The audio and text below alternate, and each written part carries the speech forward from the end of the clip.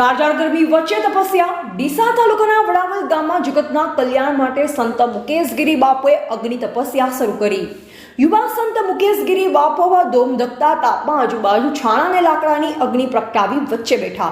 જગત કલ્યાણ થાય, વિશ્વમાં શાંતિ ફેલાય તેવા ભાવથી આ તપસ્યા ચાલુ કરવામાં આવી। છેલ્લા 8 વર્ષથી વિવિધ સ્થળોએ બાપુએ અલગ અલગ તપસ્યાઓ કરી। ડીસા તાલુકાના વડાવલ ગામે ખેતર વિસ્તારમાં આવેલા લાખણેશ્વર મહાદેવ મંદિરના પ્રાંગણમાં એક યુવા સંતનું આગમન થતાં ધરતી પાવન બની છે। વડાવલ નગરની પવિત્ર ધરતી પર આવેલા લાખણેશ્વર મહાદેવ મંદિરની પાવન જગ્યામાં મુકેશગીરી બાપુએ કઠોર તપસ્યા ચૈત્રવદ અમાસને રવિવારના દિવસથી ચાલુ કરી છે। આવા ધોમધકતા તાપમાં આજુબાજુ ચારે તરફ કુંડ બનાવી લાકડાને છણાથી અગ્નિ પ્રગટાવવામાં આવી અને અગ્નિ વચ્ચેની જગ્યામાં યજ્ઞકુંડની સામે મુકેશગીરી બાપુ એક કંતાન પાથરી તપસ્યા કરી રહ્યા છે। મધરાતના 1 વાગ્યાથી સાંજે 4 વાગ્યા સુધી આ તપસ્યા યથાવત રહે છે। વિશ્વ કલ્યાણના ભાવથી આ તપસ્યા ચાલુ કરવામાં આવી છે। અગાઉ પણ સંત મહાત્મા દ્વારા વિવિધ સ્થળોએ અલગ અલગ તપસ્યાઓ કરી છે, ત્યારે વડાવલ ગામની પાવન ભૂમિ પર 8મી વખત સિદ્ધિ અગ્નિ તપ શરૂ કરવામાં આવ્યું છે।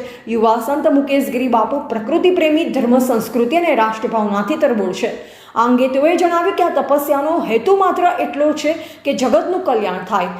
કામ કલ્યાણ માટે અને સમસ્ત પ્રાણી, જીવજંતુ અને જીવ આત્માઓ માટે સિદ્ધિ અગ્નિતપ કરવા બેઠો છું। વિશ્વનું કલ્યાણ થાય તે જ ભાવથી ભારતભરના ઋષિમુનિ આવી તપસ્યાઓ કરે છે।